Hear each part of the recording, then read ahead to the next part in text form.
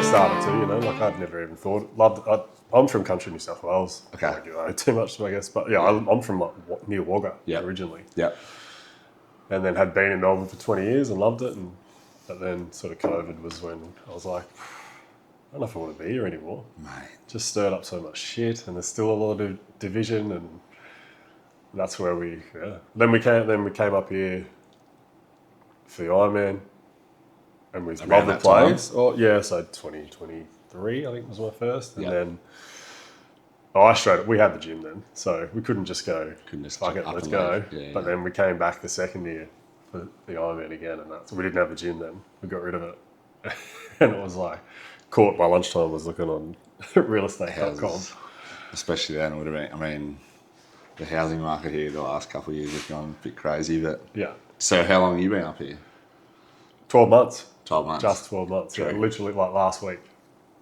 Wow. So, yeah, not long at all. So it was 2023 or 2 that was the second time that you came up here for the Ironman. Is that what you mean? Yeah, 4 I think, 24, yeah. So and then we just, because it's June, isn't it? Yeah. Yeah, so then we just spent the rest of that year, and then we came up here in the next March sort of thing. So nice. It was pretty hectic. But we loved it. It's funny, like people down south are like, oh, wait till, like everyone had something to say. Probably you would have had the same thing. Oh, wait till you do a wet season, you'll be back after one. And we always say, because Court's especially, she loves being outdoors, loves the sun and all that sort of stuff. And we were like, I'd rather be hot and humid than 100%. Freezing. Like, 100%. The people, like winter doesn't go just from June to August. Like it starts getting cold in April. It doesn't really start warming up until finals time in September. Yeah, it's even a good 5-month gap where you get like Novembers and October and Novembers that are still cold. Oh yeah. Like it's not like it just rolls straight.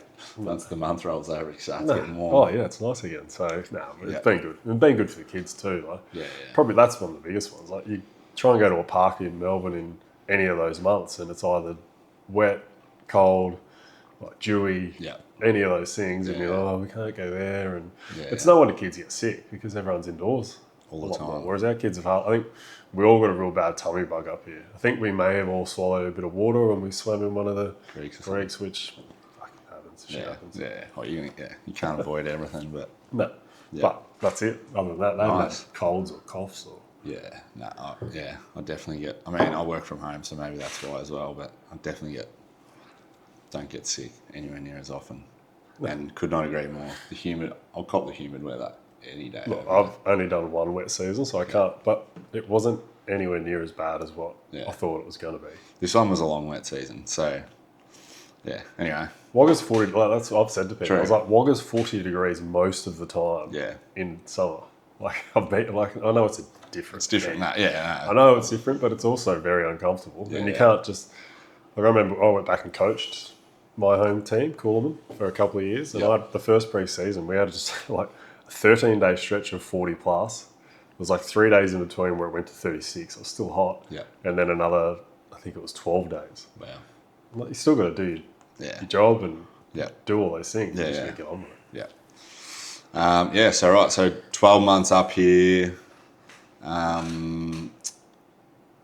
You guys just moved. You want to like it's obviously a big change when you got kids and sea change. Yeah. Family. Your family's in Wagga. My family's still all in and around Wagga. Courts is all around Mornington Peninsula, like sort of that Frankston area, Seaford. So they're all down there. So the supports. That's it. And we know. How old are your kids? Teddy's nearly 3 and Peg's 4. Okay. Yeah. Nearly 5. Yeah. So, it's been. I don't know. We knew coming up here. Yeah. We didn't have that. 100%. Didn't have that support, but it's been all right. We've sort of already got some family friends where they've got kids the same age. And, And like people are like, oh, well, you won't be able to do this. I was like, we don't fucking go out anymore anyway. Like, I used to DJ and stuff in Melbourne, so like I used to love going out because I used to love the music, but I was like, those days have petered away for a long time. Yeah. Like, it doesn't interest me much. Especially if you're in the, which obviously we're going to the Ironman world where it's, that soon dwindles that part of your life out probably. Yeah, absolutely. Just kids, like even times like, say if I go out for beers with mates, it gets to that point of the night now, that's when you're getting old too, where you're like, I deal with kids tomorrow. Yeah. Do I really want to stay and have another 5 beers and be dog shit tomorrow? Yeah. How did you end up in Melbourne? Grew up in Wagga. Yeah. Grew up, just through footy, yeah. So went and played footy for Port Adelaide in the SANFL, Magpies. Yeah. And then my grandma, we're from the country, quite a close family. My grandma got cancer. So I was like, I wanted to get closer. So I went on a bit of a detour first. I went and played footy in Canberra for a few years because Canberra's really good footy at that time. Yeah. For instance, we beat Vic Country 2-3 years in a row at the championships. Yeah. So it was really good footy. So I was like, well, I moved back there to play good footy and I could still go see Granny whenever I wanted to. Yeah. And then once she passed away, and I lived with guys who were in the Defence Force. I lived with 2 of them were in the Air Force. No, they were actually, and one in the Navy. Yeah. And they all got reposted one year, and it just was the opportune time where like a club, Noble Park in Melbourne, were talking to me, and I was like, I knew that Noble Park was really good footy, that Eastern Footy League. Yep. And that's how I ended up, and just never left. Down there. Yeah, beautiful. 20 years there. 20 years down there. Nice. A large part of my life. Yep. And then, obviously, so local country footy. Yeah. And then... Played most of my footy in the NPNFL. Yep. Little stint back when I went back and coached, and then came back. Yep. And then, I guess we got heaps of stuff to go in on the Ironman stuff, but how do you transition? You go from were you into fitness all the time? Or I was always into it. Yep. I'm qualified PT. Yep. So did all that study and I'd always had an interest. I tried to get drafted when I was like a lot of kids. Yep. Got close, didn't quite get there. Yep. Found out years later it was between me and Ted Richards at Swans. Jeez, he made it. He had it. And he got picked up and I didn't. And that's life, But I gave it. I know that I gave it a big crack. So I gave it a crack, didn't quite make it. Yeah. But it was always, that probably where it started. I was, like a lot of kids, mate, you would see it where you've got, I was a talented kid, but didn't put in much work. And then it got to 16 where you start seeing the TAC Cup system and you're like, fuck, there's talented kids, but they're fit and they're strong. And so that sort of lit a fire where that's where I started to take it serious and start to run and go to the gym. And all that sort of stuff. That's probably where the running side of things really took off. I just realised how much I enjoyed just going for a run. Yeah. That's sort of where that fitness side of it. Before that, I wasn't cross country, whatever. Got to do it. At school, it wasn't much of a thing that I really enjoyed, but then once I started to do it. Probably in Wagga, there's not going to be too much triathlon or... No, but I remember doing one through that period. Okay. I think it was my under 18s year, just with a shitty road bike, most blokes do, and just for footy, did it. Yeah, pretty sure it was a sprint back in the day. And a lot of it, the swim. I can remember the swim got cancelled too because in the lake in Wagga there can be blue-green algae. Oh, true. So it was I think it was a 2K run, bike, and then run again. So it's in duathlon in the end. Yeah. It was good fun. I remember doing it. But then just did a few over the journey. Yeah. Same sort of thing, mates. So, I remember doing one when I was maybe in my early 20s, a sprint again with some mates from the footy club on, Kmart type bikes just for a bit of fun. Yeah. I swam as a kid, so that definitely helped, squad. So that's what turns a lot of people off triathlon. I get that a lot online. Oh, I'd love to, but I can't. I was like, well, just learn. Yeah, you just got to... How do you go from... Yeah, I hear that all the time too. It's like if you haven't swum as a kid, they feel like a tractor in the water. Yeah, and they just can't. I would just tell people to do it. I would tell people I would go and pay for a little bit of coaching, just straight up. Just get some technique. Just get some technique. I think it was Cam Worth even last year or the year before. He was sort of a mid-pack swimmer. Yeah, came out. It might have been Geelong, I think, and was with the front group, and people were like, fuck's going on there? And then they came out, did you change your volume? And he goes, I just worked on technique. He goes, I barely swam more than 2Ks in a session all summer. True. And it's the one, because I think biking, running really rewards just volume. Yeah. It does. You got to, there's parts to it. Nah, you got to do some threshold work and whatever. But generally, the more you do, running you got to be a bit careful. But Yeah. with injury, but generally, the more you do, better you get. But Yeah. swimming, you'll get to a point with your technique where that's it until you change whatever, and it can be tiny little things. Yeah. That's where you'll go through. Yeah. So you done that. You were doing swimming all as a kid. Yeah, so swam nationals and all that sort of stuff. Yeah. I was a sprinter though, which was humbling when I got. Actually, it was like I'm going to give triathlon a go because then everyone's got an ego. You think, I swam as a kid and whatever. I just barely did any swimming. Like my first sprint. I remember getting out to the far buoy and going, I don't know how the fuck I'm going to get back. But I'm just like, if there's boys along this table, I'm like, all right, just get to this one, have a little rest, get to this one. It was humbling, but it was good. That's good. It was very good fun. But I loved it. Like I got out of the water. Still got a video and I'm running along. Probably the smile's probably covering that I've got lactic acid in every part of my body. But it definitely swimming. Yeah. If you can get some coaching, that's what I Yeah. tell some. Or people who have just hit a ceiling or whatever, who might be at 2 minute pace or whatever. I was like, go get some coach or get some eyes on you. Yeah. That's And a wetsuit helps. true. Like I've told someone, like I really struggle. I was like, the wetsuit on race day really. I have helps heard you. that. I've heard the wetsuit don't kick too much. Like Nah. just And you don't need to because a lot of people kick to try and keep their hips up, like they almost panic kick. right.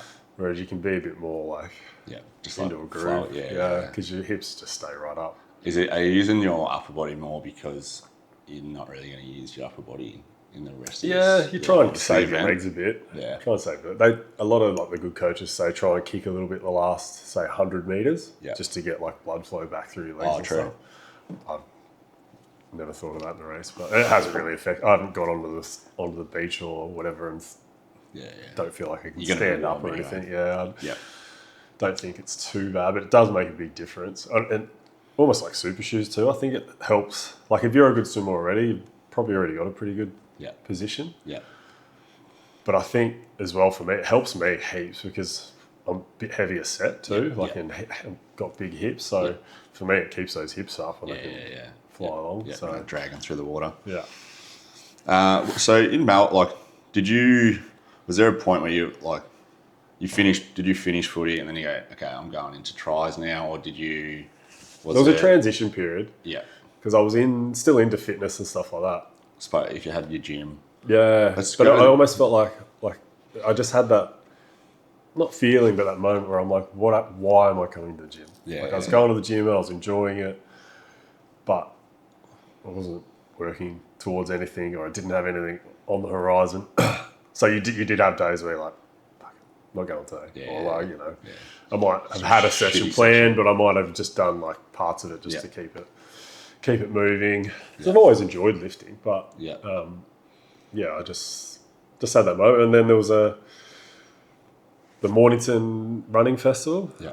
They've got a half marathon, like the usual sort of distances up to a half. I think they've got a full now, but so I was like, I'll do the 10.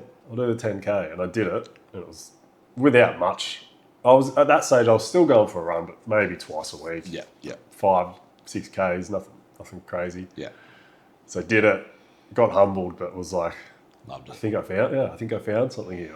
I'll continue with this, and then signed up for the Gold Coast Marathon. So I think that was I think it's at March or something, like start of March. Pretty sure the Mornington one is, and then I had is it July? I'm pretty sure the Gold Coast Marathon is. So I had a good lead in. So that's sort of where it started. How old were you roughly then? 36-ish, 35, something like that, Yeah. It's funny. Are we rolling or not? We're rolling, mate. Oh, yeah. We're in. So, That's all good. But it was very funny. It was very funny because when I say humbling, like I laugh about it now because typical of what we all do, and I think males are probably definitely a lot more guilty than anyone. In my head, and this is, I do very much, and I've told this story to other people, like in my head I was like, I'll try and break 40 minutes without I hadn't done the work. So I've gone out of that pace, and I remember hitting the halfway mark and just going, it's hurting.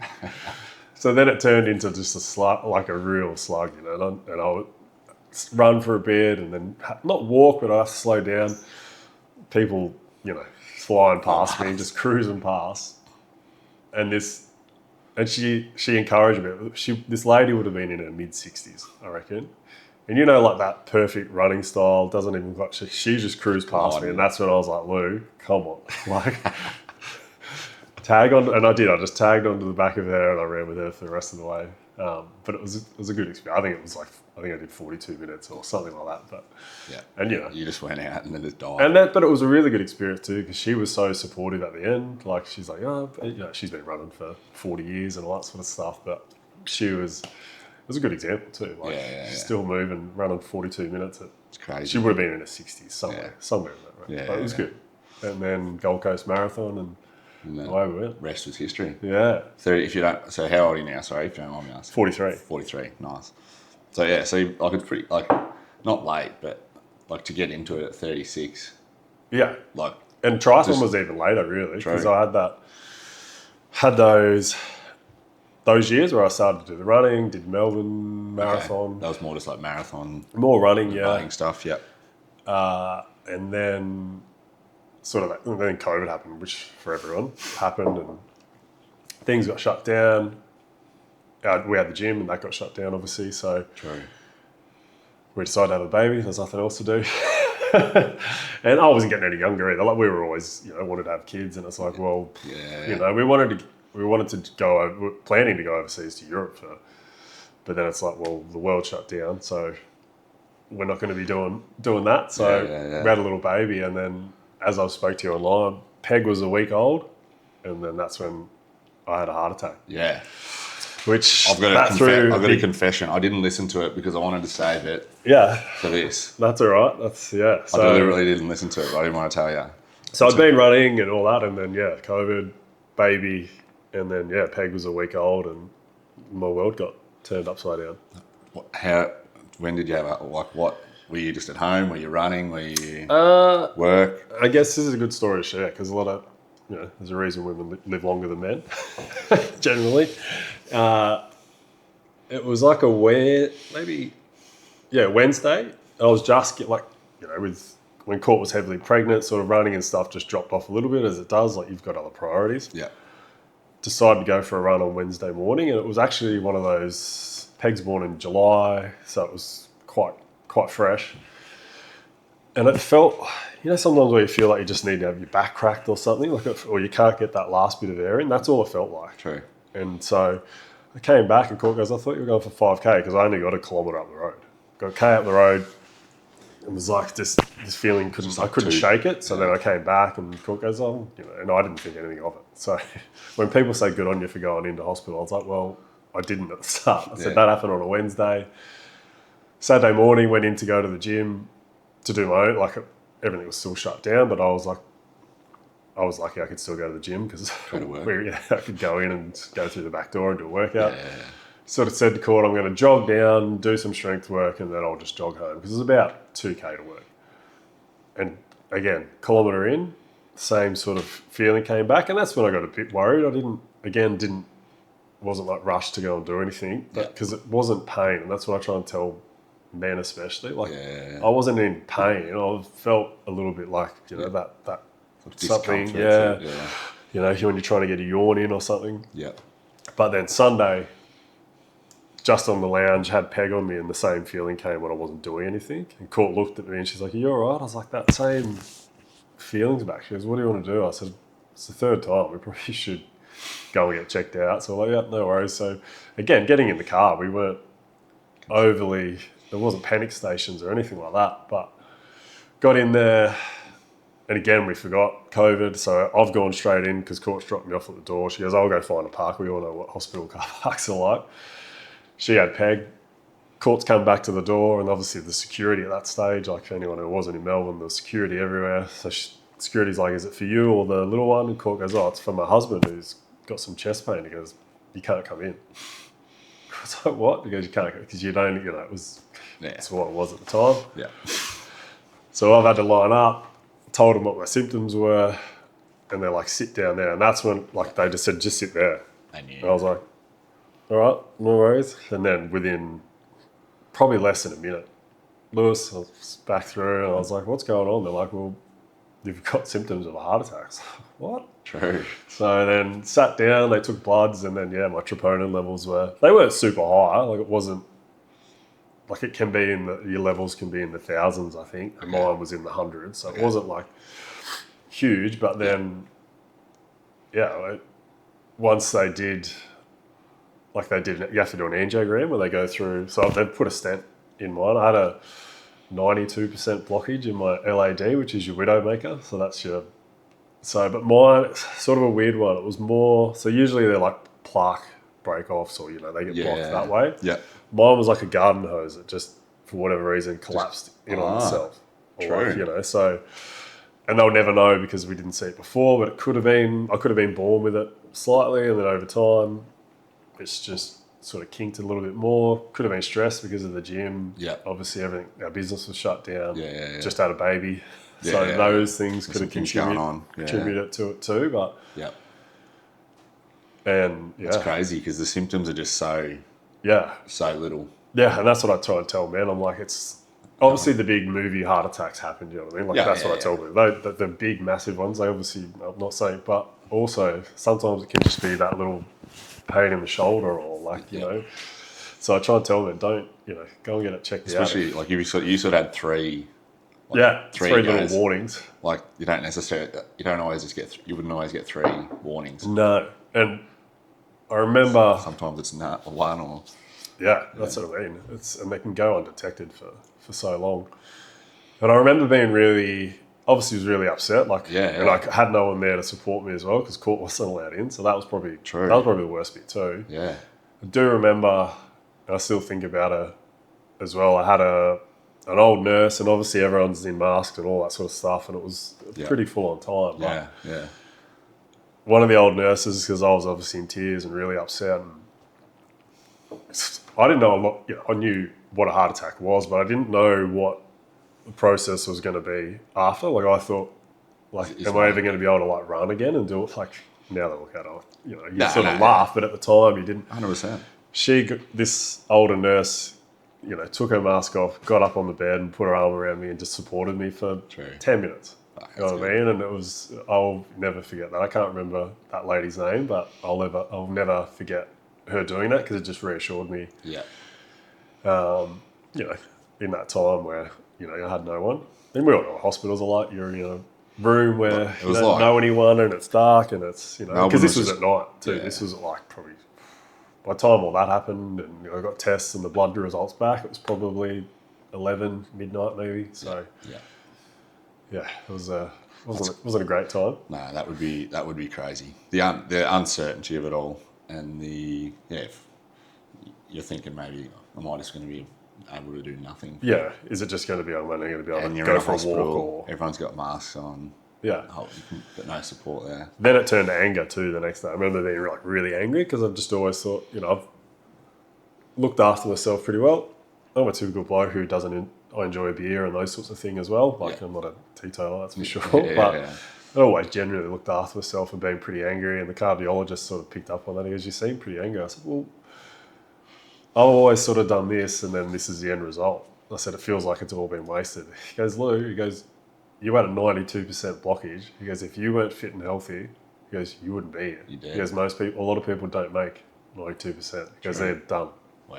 He goes, so be thankful that. And he goes, you actually didn't have, your body wasn't under that much. He goes, that much stress. He goes, your troponin levels are up a little bit. Yeah. I think they're in the 300s from memory, so that's not super high. He says, but if you weren't fit, he goes. Do they think that could have been a gradual could have been, or stress maybe. Or is it like it goes from 0 to 92? Don't know, they'll never know. No. There is a name for it, but it's half the alphabet. I can't remember what the name of it. But he was good. He was really reassuring. And even when we left, because they did the angiogram, they go through your wrist, you're awake. So you got where your light is up there, there's a big screen or whatever, and you can sit there, you don't know what you're watching, but you can see all the vessels and veins and stuff. Yeah, they go through, put the stent in. You can't feel anything because obviously they jug you up a little bit. But your veins, from memory, they don't have nerves in them. So you can't feel Can't feel it. But then because they go in quite carefully on the way in, I think it's, if that's the camera, it's got sort of around it because it doesn't obviously want to jag anything in there. Yeah. But once they've done what they need to, they just pull it out like anything, and that's when you can feel it, because it always feels, when you go to the dentist. Yeah. That's what it sort of felt like. Yeah, that would not be nice. And so I guess, now you've got 100% opening through there, do you have to have any ongoing tests or anything there, or is it? No, I had a few follow-ups. I guess if it's no block, there's nothing, it's not a blockage. So the plaque blockage, it's almost like the stent's just like a mesh cylinder, so then it just grows around it or into it, so that sort of reinforces that part of it. But there was a few follow-ups, and that's sort of it. Even the cardiologist, he left, he goes, usually I've got a big spiel to give people, to change this. He's like, I can't really just give you too much. He goes, you could go for a 5K run tomorrow, to be honest. He says, don't. He says, but think of it as we've almost like fixed your ankle, or, we've done, it's more of a physical thing, not a lifestyle thing. So they were really good. But the few follow-ups even the follow-ups are a bit awkward in a way. It's just because they had to. Nothing to tell you. Yeah. Nice. Well, I'm glad that has worked out well for you, mate. That could have been, the timing of it too. Oh, that could have been. And on top of that, when Court was like, so she's had to go back to the car, and she's rang her mum. Peg's gone number 2 everywhere, and she didn't ring in that. So it's just that, everything sort of happened at once, and obviously Court being, she was super strong through that time. So, and we had great support as well. Around that time. Yeah. Well, it's fortunate you were able to discover it before anything very untoward happened. Yeah. Ironman, what events have you competed in? I know on your socials, Nice or not? Yeah, so I did the Worlds last year. Yeah. That was an amazing experience. It was really good. I've done Cairns a couple of times. Yeah. And New Zealand. Yeah. Yeah. So and then some 73.3s in there as well. So done Geelong, Melbourne a couple of times. Yeah. They're both good events. Yeah. My first one, I got into it after that. I slowly got back in after the heart attack. Yeah. And then just the 2XU series in Melbourne. Yeah. They had a special for after Christmas, because they usually have 3 races before, 3 races after, and they had maybe to get some more numbers, they had a special for $180 or something like that for the last 3 races. Yeah. And that's how I got into Ironman. Yeah, true. Did one, I had a shitty road bike, so did that where I think it was 2 sprints and Olympic distance at the end. Yeah. So did those and absolutely loved it, and that's sort of how I transitioned into Ironman, or 70.3s. And then, I looked, I was like, what's the next one I could do? And Geelong was what I could do. So signed up for Geelong. And Nice is in France. France, South France. It was a great day. What was the weather and whatnot like? Weather was good. And swimming conditions and all that. Weather was pretty good. It got a little bit choppy out because it was sort of protected to a point, and then the last intermediate, because it was sort of like an M shape. You almost went like that to do the course. The end of it was a bit choppy, but it was nice conditions, beautiful blue, nice water, picturesque water. Nice. Non-wetsuit swim, which is tougher for everyone because the water's quite warm. I didn't find it to be overly warm, but it was always all week. Everyone was it was on the edge. I think it's under 25. So if it's under 20, or it might be 24.7. There's a number. Someone will know. So they obviously it's wetsuit here because of stingers. Even though it's not stinger season, potentially, obviously. Just to cover their own butt. So it is mandatory here, but generally anywhere else in the world, I think it's 24.7. If it's under, it's non-wetsuit. Okay. If it's in between 24 and 27, it's optional. If it's under, if it's above 24, it's non-wetsuit because it's too warm. Too dangerous. If it's 24 to, I think it's 18 or something like that, it's optional. If it's under that though, it's mandatory, obviously to keep you warm. So, but it's the bike course at Nice. That's the one that everyone That's what you go there for, really. Or that's that course. It's 22,500 meters of climbing. Wow. It's pretty much a Tour de France stage, really. Wow. That's crazy. But just stunning. I do remember a couple of times on the bike to make sure. Just had a little look around, like you're locked into what you're doing. Yeah. After you'd done the big climb, there was a part where it was still up quite high, but there was farmland and a river down there, and it was just cliffs up the other side. And it's like, wow, this place is amazing. So it was good.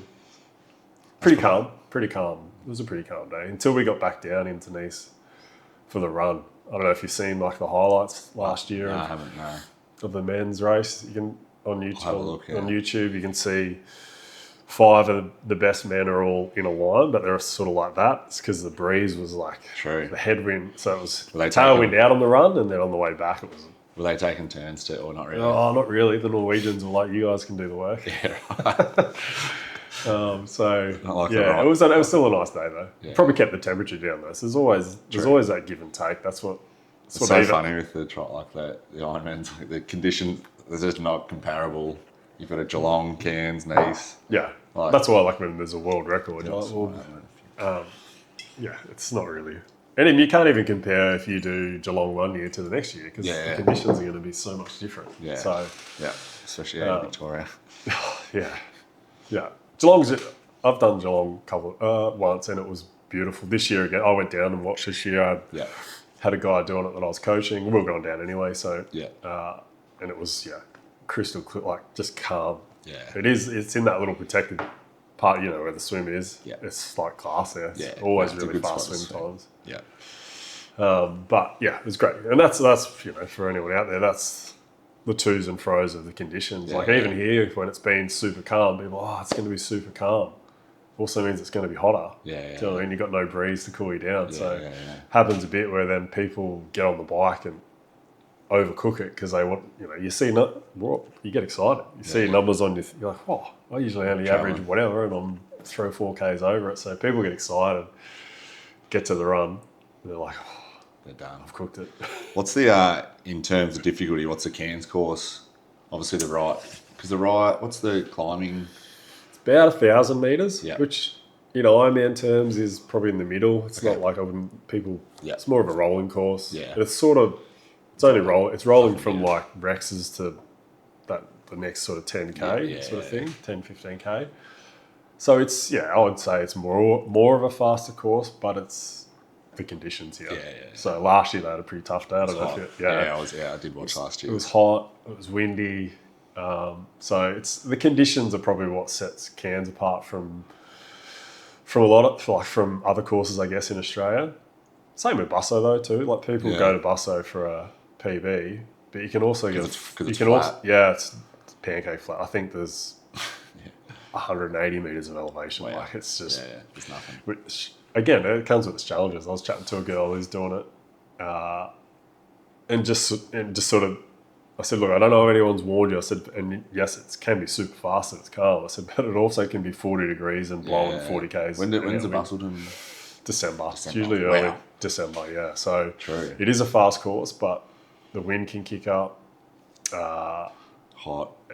Yeah, it can be 40. So it's like, and it comes with its challenge. Like a rolling course is almost good because you can get out of aero at times to, climb up a hill and it just gives you that slight relief. Yeah. Whereas a Busso, you've just got to be locked in the whole time. So that comes with its challenges and it's long, just... Like no variation or no... Nah. Yeah. So, you push a little bit less watts down a hill or whatever, so you get these little mini rests. Not that you want to just freewheel or anything, but you do get little mini rests, whereas you got to lock into those fast courses and just push the whole time. Yeah, you just go on the whole time. Yeah, so... I could see that. That's the nuance with all the courses. That's what you got to look at when you're doing it. Yeah. Have you got any... I'm assuming it will be a yes, like bucket list Ironman. Yeah.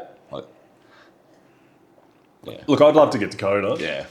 That's you have to qualify. You have to qualify for Kona. I'm not in this. I want to be in this world. I'll get into this world. But how's that sort of work? So they've just changed it this year. Yeah. It's all you win your age group, you get an automatic spot. And it's age group anywhere around the world. So say Cairns Ironman, you got your 18 to 24, 25 to 29. So you work your way up. Yep. All those age group winners who win get a spot automatically. Yep. If for whatever reason, say you've already won Busso, but you come to Cairns and win, it'll go to second place because you're like, I don't need 2 spots. So it'll go to you. It can roll to third, I think. Yep. And then there's a performance pools. It does get a bit confusing, but after that, everyone else goes into it. Yeah. Just to fill like the remaining spots. Yeah, to fill the spots. But and it's separated, obviously, men and women. Say there's 30 spots left over. There's like a grading system. So the 30 to 34, I think, are the fastest age group. Yeah. So their time is their time, and then everyone else is off a percentage of that. Gotcha. So, the 40 to 45, where I'm in, I think it's 0.92 of that. So I might come in at 10 hours to give a rough number, times that by point. Say if we use 9. Yeah. Well, then my actual graded time's 9 hours, and that goes into the pool. So Yeah. the last spots sort of go into that. So, which is good. I think it makes people also race right to the end. Yeah. If you're right in the hunt, you won't be stopping for hugs and stuff on the red carpet and all that sort of stuff. You've just got to really race to the line. Yeah. And they're trying to get more women as well. At the start of this process, everyone went into the same pool, and it was just like, obviously the men are a lot faster. Yeah. So whether they just didn't get the formula wasn't right quite on, but then they've sort of, to Ironman's credit, separated it. Yeah. So now there's a men and women's. Yeah. So which is good because you do want to grow the sport. 100%. Get more women involved and just in general. So I think it's a good thing. Yeah. And in your age group, you a champ? Like how? You'd have to choose where to race on. And that's the thing that people who are around that mark, you got to sort of pick your race where you want to try. You're doing Cairns this year? Nah. So you got to, Cairns would be one. I'd probably go Port Mac's another one. Yep. Rolling course, probably a little bit hillier. Yep. Probably one of the ones that's on this weekend, which would be a bit of a bucket list, and it's because I love going there, Da Nang in Vietnam. Yep. They've got their first full distance. So I would love to do... Da Nang's on the coast. Yeah. Yeah. About halfway. I have been there, yeah.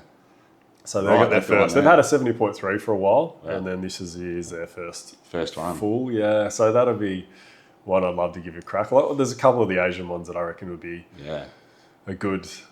They'd be like Asian races are super tough because of the conditions. But because we live here, it's probably not as big a deal. It'd be harder if I was still living in Melbourne than trying to do it. But it's probably not as big a. Yeah. So that'd be something that I use as a tactic to try and qualify for Kona as well. True. You know what I mean? Like going to an Asian race, which probably aren't as strong as Australasian races, Australian races, Oceania. Yeah. But some of the Asian races would be really cool. That'd be cool, yeah. Too. Costs of, like if you were to go to Da Nang or you've been in Nice, do you just go alone? Or do you... We went to Nice, like obviously it'd be just nice me to take and a massive support group. Oh, it'd be great. Yeah. But it was just me and Court. Yeah. I spoke earlier about our honeymoon, which never happened. That was our honeymoon. And that was sort of the bet. Not the bet, but when we went to New Zealand, as a family, which was good. Yeah. Flights were pretty cheap from Melbourne to Auckland. So we went as a family over there, and that was sort of the understanding. Court goes, if you get a spot, and only a genuine spot, like Ironman, it can roll down to... Yeah. It used to be able to roll down the old system. It could roll... It might get to 10 and people haven't taken their spot, and then they just open up for anyone, which is not great. Nah. And I would never have taken a spot unless I got a genuine spot in New Zealand. So then that was it. We were going. New Zealand is one of the better events. Is that? Yeah, it's great event. Tokyo really have to qualify for New Zealand. No. So New Zealand's just like a Cairns or whatever. You just pay for it and go. It was a pro race this year. It wasn't a pro race last year, but it was a pro race this year. Yeah. And just had a really good day over there. And nice. It's funny though, it was one of those days that I felt like I was battling. So I got cramp in the swim in my feet, which just happens to people, feet, and it sort of spread to my calves, and I felt like I battled, but came out just under an hour, which I was like, So That's actually it was good. right, Not too bad. And then same on the bike, like because you do 2 loops. Yeah. When I came back around, and Court's like, you've gone from 11th to 5th. I was like, again, I didn't feel awesome on the bike. Yeah. And then when I came back to finish the bike, Court's like, that's third. Who third was just up there. I was like, same on the run. I think everyone was, it was one of those days that felt tough, but I was always in it. You were right up there. Yeah. Just gotta I keep suppose you probably push it, like time-wise, you're pushing, like you're actually running in good time, so you're going to be, and I think just everyone was battling too a bit. Like it got really windy on the way back in the second lap. Yeah. Hindsight's a lovely thing. I probably pushed too hard in that sort of 20 or 30k, which gives, you spend tickets that you probably want to keep for the run. And that's the thing with Ironman. You're always learning. Yeah. Yeah. Like I've done 4, I haven't done 10 yet. Like there's always little things like, oh, next time I'll do this, and next time, which is great. It's a never ending thing, isn't it? The part that I like the most about it is, one, you can do it like you could do it for the next 10, 20 years if you like, if you want. And then also the community around it is just very supportive. It's such a good community of people. Absolutely. I think that's more just ultra, like all these. Any of that long. I tell people, just go to the Melbourne Marathon or go to the finish line, not even if you're competing, and just see what it's like. And I think, for Cairns, go to the Cairns Ironman and just let it. It's the finish lines of those events, running, triathlon, doesn't really matter. Yeah. It's hard to explain, but it's a really special place to see people. And it's probably the people who come in later are the ones who get even more support, and I have respect for, someone who toes the line in Cairns, knowing that it's going to take them 16, 17 hours. I've got way more respect for them than a good age grouper is going to take. They're in the 8 hours now. It's like, you're an amazing athlete. I respect it. Don't get me wrong, but someone who toes that line, who's could be in their 60s or whatever, could be carrying a few extra kgs, which you see as well. It's funny. That's a friend of mine was working in Bustleton when that was on 10 years ago. Yeah. And he took a picture of this guy and he goes, look, because I'd always had an interest in it, but I was always of the opinion, I'm like, too big to do an Ironman. And he was like, and then he took a video, he goes, Lew, this guy's out here doing it. He goes, if he can do it, you can do it. I was like, no, that's right. And you see all shapes and sizes. Yeah, I think that's a good thing as well. 100%. People just get behind them. And my first Ironman, I had a DNF because I had a bike mechanical. True. My computer, like not my computer that tells me how fast, but like the Di2 just shit itself. It wouldn't, sorry, I'm not sure if I can swear, but it just absolutely went haywire. It went into the easiest gear and then onto the small, so I was just pedaling like a clown, not going anywhere. I couldn't, came back and the mechanic came and we tried to do a few things, but it was in the end, when I got back to Melbourne and gave it to the bike shop, I was like, I don't know what's going on. There's a little battery in the stem, just a little coin battery that had gone flat. Never knew about it. But the cord was damaged. So this is a tip for anyone, don't let Ironman transport your bike. When they were putting them in, they were just putting them up against each other, and there was no removalist putting a blanket around even. There's none of that. Yeah. And the cord that goes to my bleepers, that was kinked. So I think it just got damaged, and it would have been just send a message as a whole. He goes, that's what would happen. So first one was a DNF, but yeah. How much is a bike? How much do bikes cost in the? I know it can range from anything up to. Yeah, you can go 15, 20 grand if you want. True. Yeah. Yeah. But you can also get really good second-hand ones. Yeah. And as I had this discussion with a mate last week, you can get a really good second-hand one for 3 or 4 if you want, even less. But, today's super bikes in 3 years are probably only going to be worth 5 or 6. Yeah, right. Do you know what I mean? So that's for someone out there who's, and I'm probably at that stage now where I'm like, mind, and speaking to someone who's a lot more experienced in it than me, he goes, and that was his thing. He goes, Lew, today's, $20,000 K-Dex bike or giant bike will be worth about 5, 6 in 3 years' time. True. And he goes, they're pretty good bikes. It doesn't matter. I'm not too much of a brand as in what, I've got a BMC, Yeah. but I'm not too. Yeah. I think they all do pretty similar at the top end, or Yeah. I think your position and those things are probably more important than the actual sticker on your bike. Yeah, 100%. Yeah. Your nutrition. Yeah. One thing I like on your Instagram, I like you've posted up making your own Oh yeah. sport gels and that, Yeah. which I think is I'm a big advocate for that because the sport gels are just no good for all the ones I've had are no good for the digestive system. And they just cost so much. They cost so much, and you're just putting in basic homemade or home products that everyone will have in there. And it was, my coach was like, pantry Lew, at already. the end of the day, he goes, it's sugar and salt. Yeah, exactly.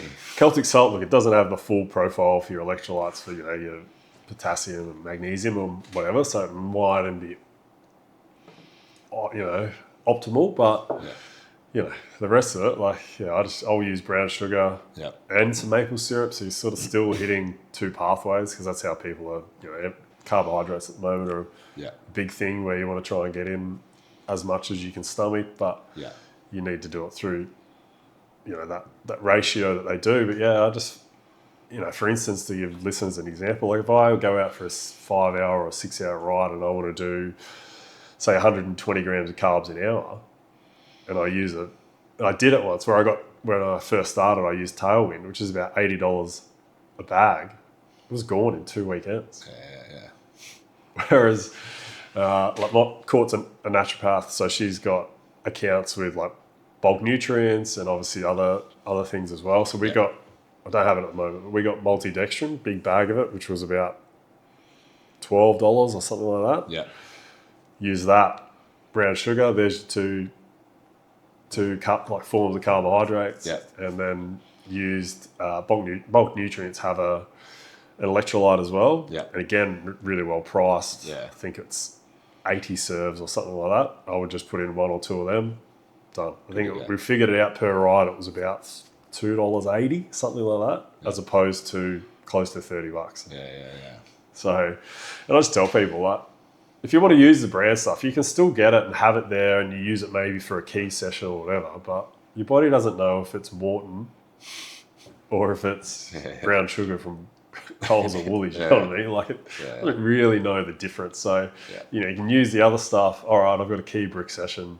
I want to see how my gut feels on said mix. Yeah. Well, then you can use it, but you don't have to. And triathlon's such an expensive sport that if you can do little things like that, it's going to help you, I think. Especially when you are doing the training quantities, so the training volume's so high. Yeah. Like so you're training daily. Yeah. Doing those big sessions, so you got to get it in anyway, and that just makes the cost go right up for sure. Oh, can. And I don't mind gels. Yeah. And there are some good ones. There's some good ones out there, but that's one thing I'd tell people. You got to find what works for you too. Yeah. Like some people, the drink mixes makes them feel a bit like, I've had some friends that are like, they just feel like they're going to burp the whole time, or that just doesn't sit right, so they use gels, and then Vice versa. Yeah, the only way you can do it is. Have you seen I know there's a local mob, that Maple movement, and there's Dan. And there's other. I've seen other like who are using honey. Yeah, I've used honey before. Yeah, just like they've got, it's a honey. I think it's just a honey gel, so it's probably literally just honey, maybe some electrolytes or something in there as well. But I've just scooped honey and put it in. Yeah. I do it. The way I do it as well is make sure you do it the night before, because then it dissolves. Like if you do it and you've just got honey sitting in the bottom, it needs time to dissolve. So usually, just to be prepared, I'll prepare my bottles in the morning. the The night before. Yeah. In the fridge in the morning, put them on. Away you go. Yeah. But honey will work. Maple syrup works. Maple syrup's probably got more minerals and stuff in it too, which is going to be good for you. Yeah. But maple syrup's a good one too. Good one. And I usually like people like, I'm just the sickening taste, or if it's going to be a bit sweet, I put just whatever flavoured cordial I've got too, just so then that's the aftertaste. Yeah. So pick your favourite cordial, just put a little bit in it, so it gives you that taste, and away you go. How about just nutrition generally outside of racing, in terms of like before training, or I've got to make sure that, and just, I don't know if you've seen over the weekend, figured out over the weekend, pretty sensitive that if I haven't actually fueled and had something before, Yeah. you know, a lot of people can do fasted stuff and all that, whereas I've had issues where not the lights don't go out, but all of a sudden Yeah, it's probably actually, probably from this is probably, the heart. probably from the trauma, I guess, where we've all got the governor, as they say, which is your brain, which is always, you know, it's always monitoring everything we're doing. Yeah. And in hard sessions, I've had it where my heart rate will just drop, and I feel it before I see it. Like I don't go, oh, because What's it doing? watches aren't, they're not super accurate. We've all seen them go to 200 when you're doing an easy run or whatever. So, Yeah. but it's more if I'm trying to run 4-minute pace and then my heart rate's at 90, I feel that because the output's not there, and it's like a limiter's going on me, or I just get really heavy, and I know it. I'm like, fuck, and I'll look down and You can just see it's it's down. down. And then so over the weekend looked at when these things have happened, and they've generally been an early morning session where I might have got up, had a coffee, and just gone and done it. And so I did a 5K time trial on the weekend, and it just happened in the last 200 meters, so I could get to the finish line. I sort of slowed up and jogged and got across, and I was like, oh, I didn't have the heart rate monitor on either at the time. It's like, who cares? Yeah. But could feel that it happened, so that's when I investigated. So for me, yeah, have to make sure that I'm fueled and hydrated. Like, silly me, 5K time trial, I got up, had 2 coffees and half a banana and out the door. So, but just naively thinking, well, it's only 5K. I'm not running 10 or a half marathon. But so, yeah, before, I think it is super important to get something in, depending on the session. If you are going for if you and I are going for a long, easy ride, you know, 100K, but we're chatting the whole time and maybe stopping for a coffee, it's probably not so important. But if you're going to do anything that's going to be pretty hard, Yeah, very certain. I think it's important. Obviously, your hydration's super important as well. Make sure you get water in, some electrolytes. I think electrolytes, the marketing around it's pretty good. I think you can. And that's, I think listening to a few podcasts, I don't think it's like smashing 1,000 milligrams of sodium first thing in the morning is actually that good for you. I think getting some water in first is probably a good thing. But I think definitely preloading is a good thing. So make sure you got something in. What was your 5K? 1750. 1750. Yeah. That's moving. So For 44. Yeah. That's moving. That's not what's that K pace? 332. 332, something like that. Yeah. There wouldn't be a lot of 44-year-olds running 5Ks. Oh, you'd be surprised. It's so fast. Oh, in the triathlon. In the triathlon space, It's some really fast. For me, it's durability. So I've always been able to do 1K reps pretty fast and pretty hard and that sort of stuff, but it's getting later into a run. You know, building that, like, all right, if it's a 70.3, you know, 410, 405 pace is comfortable. Like I'm working, but that's where you sort of got to get to. Yeah. But yeah, so there is some pretty good runners out there. Even it's probably the good thing about triathlon too, is that you're out on the course with the pros. Yeah. The 70.3 in Melbourne I did a few years ago, Hayden Wild was running the other way, and it looked like he was doing a sprint triathlon. Yeah. That's how fast he's moving. You see him go, and you're like, oh, it's just crazy. They're not human at all. How fast they're running. Do you, in terms of when you're competing, are you in the hurt locker for the whole race, or how do you? Nah, it depends on the event. Yeah. Like, they all hurt in a different way. Like an Olympic distance can hurt more than an Ironman in a way, because you redline it. Get in, you swim as hard as you can, you bike for as hard as you can. Like that hurts because you're on that edge, on the limit. Yeah.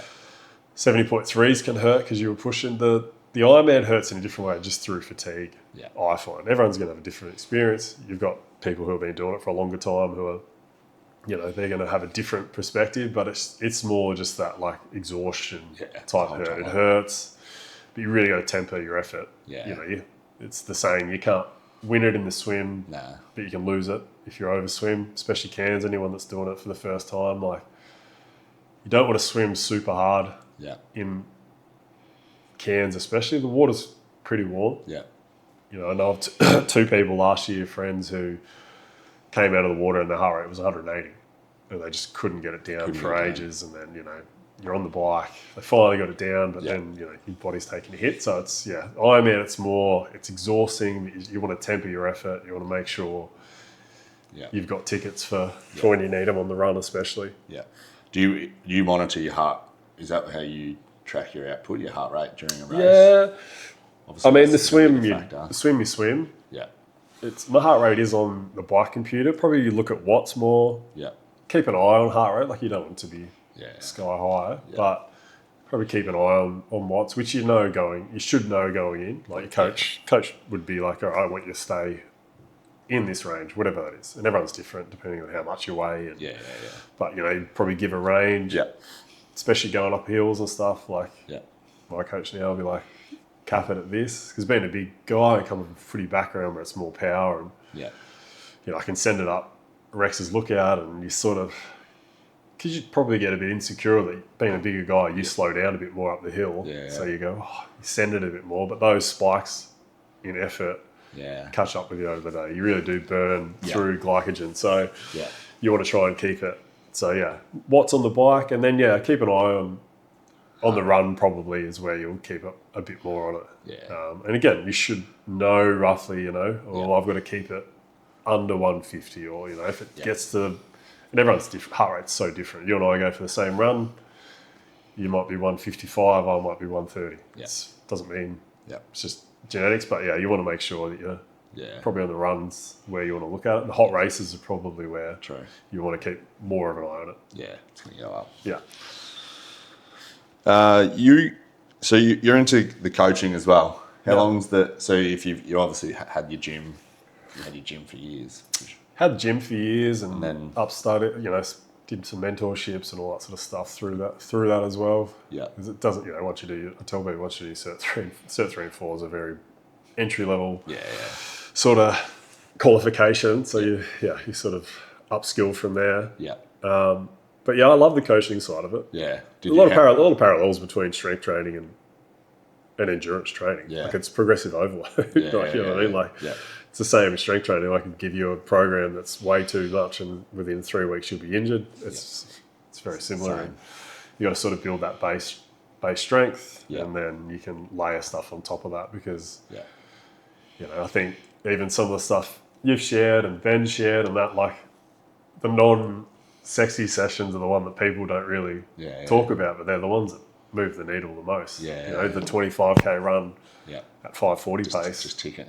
Is the one where once that's built, what you can build on top of that is awesome. Like what did you do last week? Did you do the time trial at the track the other week? No? Ben and Isaac. They did a 17:30 or something, but that only happens because they've done the base work. So I do love the coaching side of it. Coached a few to 70.3s, and was it how recently did the Ironman coaching stuff come about? Probably 2 years ago. Oh, a year ago, I reckon. About a year ago. Just people started to reach out and asking questions, and I am a bit of a triathlon nerd. I like listen to a lot of the podcasts, and if a book gets spoken about or all that sort of stuff, I'll go and read it and have a look, and like to look at what's happened. It's like anything, you sort of look back as well to go forward. And Craig Alexander's one of Australia's best to ever do it, and my coach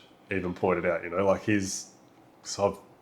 I'd be guilty of doing my long runs too fast. Sometimes just through boredom. I'd be out on a run, I'm like, if I sit on 4 minutes something pace, I can just get home. And it's not the point, but like my coach brought up, he's the best to ever do it.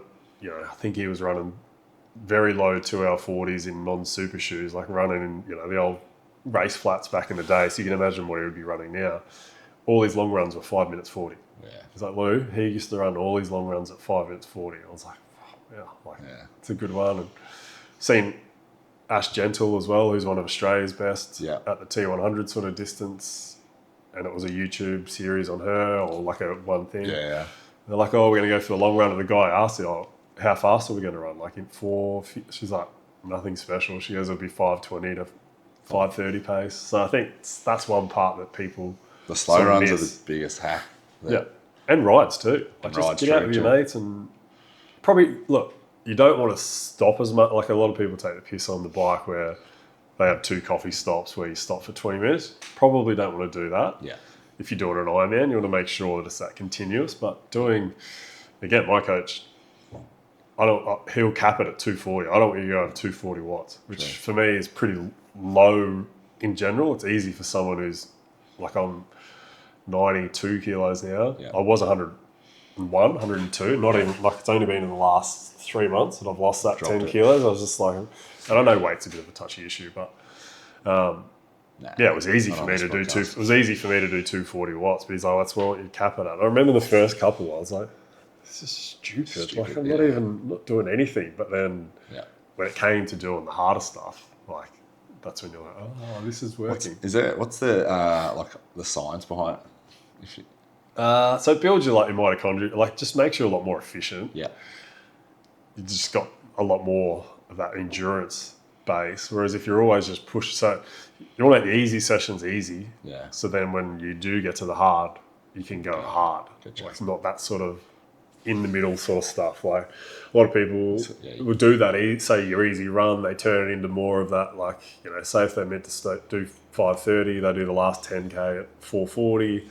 They've then turned it into this bit of a mishmash of a session you did easy for a bit, but then you went harder, but you didn't go like proper hard. You didn't really... It's sort of that grey Gotcha. grey zone. So you want to make sure, and that's when, like, some of my Zwift sessions that my coach would give me, I'd look at him and be like, I'm going to die. No, I'm going to die because he's given me like the easy stuff's been done, but then some of the Zwift sessions, it might be 2 hours. There's just I look at it and go, oh God, this is going to be tough. But then you can get it done. So I think it's it's the old 80-20 rule. You want to make sure. Building building the mitochondria, so then your cells have got more capacity to. Yeah, just way more efficient. Yeah. Yeah.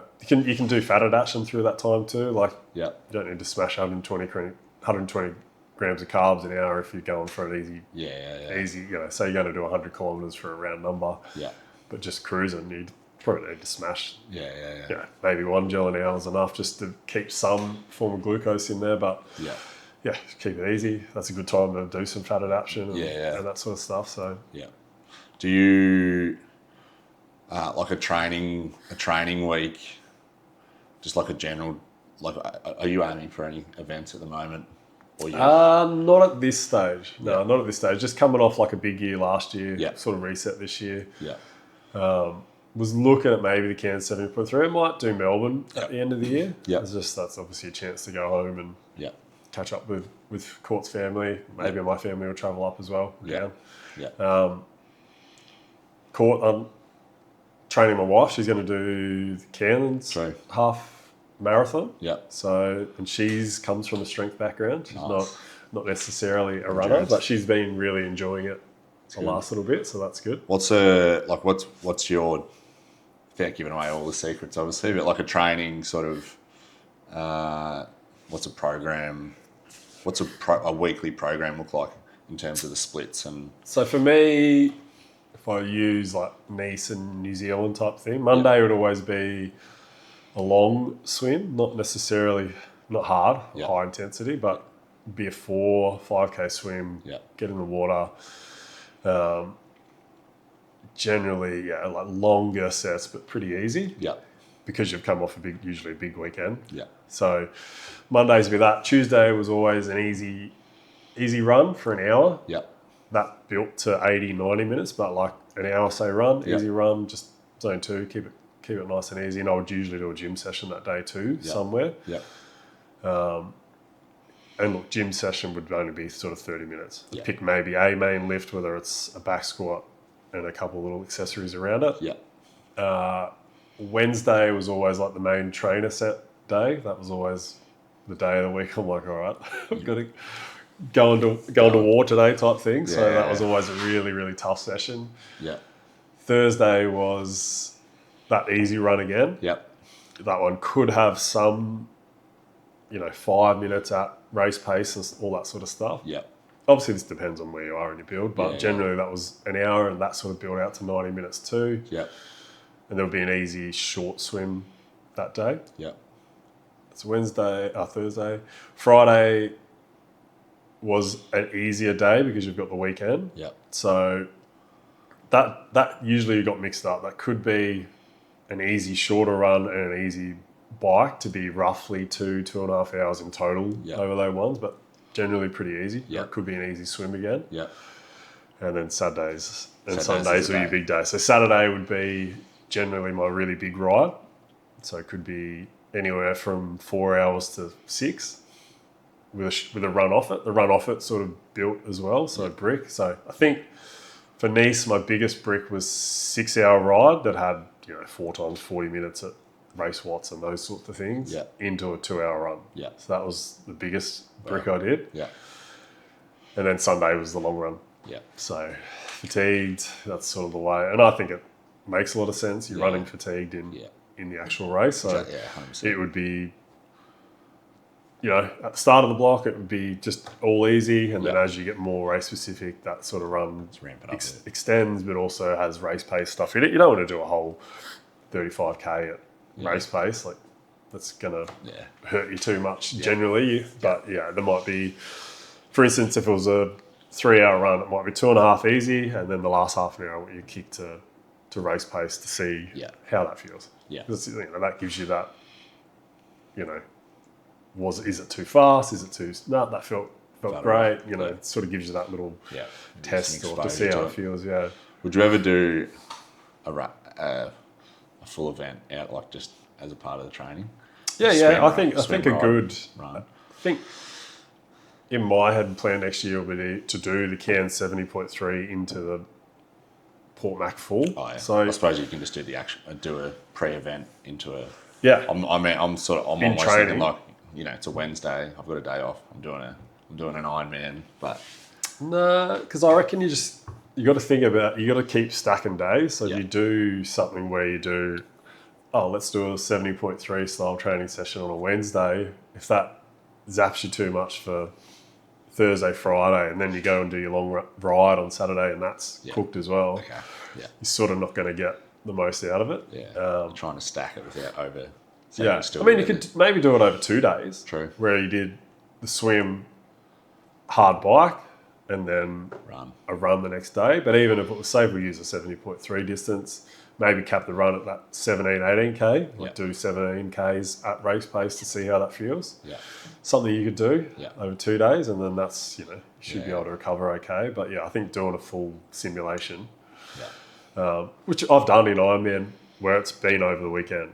Been perfect example of the brick, and then there was no swim, but then the big run the next day too, and that had that was down at Cairns Esplanade. He wanted me to run in the middle of the day too, because that's roughly what time the Nice run was going to be. So that was tough. That's tough. That was tough. So that was over 2 days. You could definitely do it over 2 days, but you wouldn't want to. You don't want to smash yourself midweek, and then that drags into especially around your key sessions. Have the people you're training all over Australia? So Melbourne, Gold Coast. Melbourne and Gold Coast have been the ones, main ones. So, and then a few people for marathons and stuff as well. It's great fun. You just got to be always just in contact. It's just asking them, hey, how you feeling? And especially I think with new, people who are new to it, you want to make sure that you're not annoying them, but you just want to because you don't want them to, they might be absolutely fatigued to their eyeballs. Everyone's got jobs, kids and all those sorts of things too. Just checking in to make sure, because sometimes it might be, all right, you might have that key Friday, Saturday, Sunday. You've been on the tools had to do overtime, all these things, and you're thinking, and that most people, especially men, are probably going to go, well, I'm going to do it. But maybe just pulling it back for those 3 days, you're not actually going to lose anything. You'll absorb the fitness. We reset next week, we go again. So I think, it's important to be just a really involved coach. There is some that, you just get a program and that's it. You want to make sure that, you're checking in on just to make sure they're doing well. I think that, the key, or like, as I said before, the long, slow runs and you said it, like the long, slow runs are the biggest cheat code. Like, not a cheat code, but people just don't know. No. People think, okay, they let their ego get the better of them. 100%. And look, I put my hand up. I've done it. Me too. Yeah, we all had done it. But then as soon as you make that flip, and I tell people as well, I said, once you actually do that, it takes the pressure off you. You don't have to run any pace. Some weeks it might be 5:30, might be 5:40, whatever those paces are. But you're not chasing anything then, so it actually just takes the pressure off, and takes the dread especially out of living the somewhere here where I run past here. Yeah. You just can be outside, Yeah. enjoy being outside. It's beautiful. Yeah. Just take the pressure off you. Yeah. Nah, 100%, mate. I don't think I've got too much else. Unless there's anything you want to plug or anything, But I think that's... Not really. Like, I mean, if you want some coaching, reach out. I'm happy to help. Even if it's just questions, I'm always, sometimes it's not offering coaching, and it might be just a question that helps them or can point them in the right direction. Yeah. As I said, I'm a bit of a nerd who enjoys looking at other things, and so if there's anything, around nutrition and those things, I'm happy to try and help people out as well. Yeah. Nah, it's such a cool fit. Like, the community, I've said this multiple times, the community in the ultras. Actually, this is what I've got to ask you, sorry, before we wrap up. Ultra events, like, as in, do you know, like the backyard ultra? Oh, yeah. Have you ever had an interest in doing? I would love to do a backyard ultra at some stage. Yeah. It's obviously because there's a little bit of, it's obviously a difference between the Ironman and the. Oh yeah. And the Ironman, I feels like it's probably more strategic, and like you really need to be pushing, whereas the other one's just. Well, I think there's a lot of tactics when you look into the backyard stuff. There is a lot of tactics now because it is, and someone will probably correct me, but it hasn't been around for that long compared to everything else. I'd have to look it up, but I don't think. So it is evolving. Like, if you watched, there's a Phil Gore. Yeah. So if you watch, you probably would have watched on YouTube, him and Howie. I think he runs 4 laps. Or 6 laps slow, and then he does 2 fast ones, so then he can have a change, a sleep.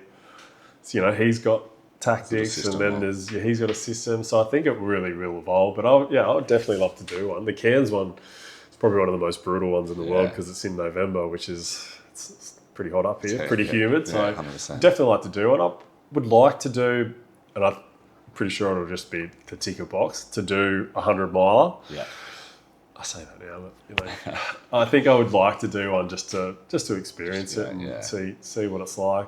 Yeah. I've got a few friends doing Ultraman. I don't know if you've heard of Ultraman. Yeah, I've got a few friends who have done it. A couple that are doing it this year. Yeah. They were like, come and do it. I said I'd be divorced if I did it this year. Coming off like a big year the last couple of years. Yeah. That's something I'd probably look at and do. And if anything, people are like, they look at Ultraman and they look at the run because you've got to do a double marathon on the last day. But I look at the first day where you've got to do a 10K swim. I look at the 10K swim and go, oh, imagine the pool sets you've got to do for that.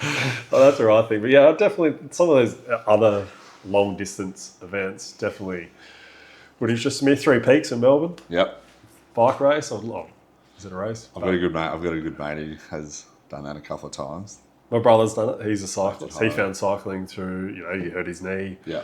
Footy, so running sort of out for him, and he found cycling, and that's probably a message to tell people too. Find what you enjoy, because so many people get injured or whatever, and I can't do this anymore. And this, my dad found mountain biking at 60. Yeah, true. Now loves it. Yeah. And has gone from your typical Aussie bloke with a bit of a bellowing to now mum calls him too skinny, but. I think for people as well, just find there's so many things out there, whether it is mountain biking or there's adventure racing now. Do you know what I mean? Like there's, where you canoe and then mountain bike and run, and then like there's a whole world out there once you look. It's changed. It's changed so much. I feel like there is a bit of a shift into this sort of, like my early 20s, and I'm not sure what yours were like, but I wasn't doing ultra events or these long distance events. No. Whereas I feel like I'd see, maybe it's my algorithm or maybe there is a shift, but there just seems to be a lot of kids or younger people getting into either that, businesses. Well, it won't be like different. Speaking about like we spoke about the age groups and stuff before in Ironman, like the 18 to 24, there was never that much because it's so demanding. It's the fastest growing age group. True. And the times are getting ridiculous. Yeah. Like the times maybe in 5 years' time, it'll shift from the 30 to 34 to the 18 So to 30 24. to 34 is the like, That's the elites, fastest yeah. sort of in the age group. Yeah, that's the fastest Yeah. sort of age group, which makes sense. Yeah, You've been yeah. doing it for long enough. You're still Yeah, he's still young. Still pretty young. Yeah, yeah. You can really push, but yeah, that 18 to 24 age group's like on fire. Yeah. So it's good to watch. They're getting into it younger. Yeah, it's and like, awesome. because it used to, the progression in triathlon was you did sprints, the more of the Olympic distance stuff was, and then once you couldn't keep up with the young fellas in that, you moved to Ironman. Gotcha. That's sort of the progression. It still happens. Like a lot of the short course guys, then they'll go into middle distance 70.3 and then go to Ironman. But there's kids now who just straight to 70.3 in Ironman. They're not doing the other stuff. So, that's their sport. And that's, I forget where I come in Nice in my age group, top 100 maybe, which I was really happy with. Yeah. But, and my coach made a good point. He goes, Lou, the guys in Europe, that's their sport. You grew up playing footy for 20 years or whatever. He goes, Ironman's their sport. He goes, that's what they do. And they've done that ever since. He goes, so you did really well. He goes, you're a footballer turning yourself into one. Yeah. They're Ironman. Yeah. Like, that's all they've done. Yeah. So, I think it is getting more prevalent, I think which I think is a good thing. Oh, it's awesome. I don't think it's... That's great. Especially in this day and age with, I see it at my work where kids are just... So I think if you're getting kids out running and whatever it is, it doesn't have to be... I think it's super important for kids. The point at the start in terms of people just going to the gym, it's like, what for? Yeah. What for? Yeah. Like this gives you a really... a tangible thing that you can aim for. And absolutely. And like I said, there's once you start to look at it, because people are, I don't want to do triathlons. Don't do it. But there's, as I said, there's adventure racing, there's ultra swimming, there's the 5K, 10K. There's so much stuff that you can look that I think people just, once one door shuts, you would have seen it. Yeah. You're at that age, I guess, where you see mates who used to take care of themselves, they don't, and it drops off pretty quick. You use it or lose it. So I think it's important for kids, but it's also important for as you get older in life. All right, well, my focus, I used to play footy. What can I turn my attention to now? Yeah. Awesome, mate. Well, thank you very much. Thanks for having me. No, all good. We'll have to definitely go again. Yeah. There'll be some things coming up. Appreciate you coming on. No worries. Cheers. Thanks, mate. Awesome.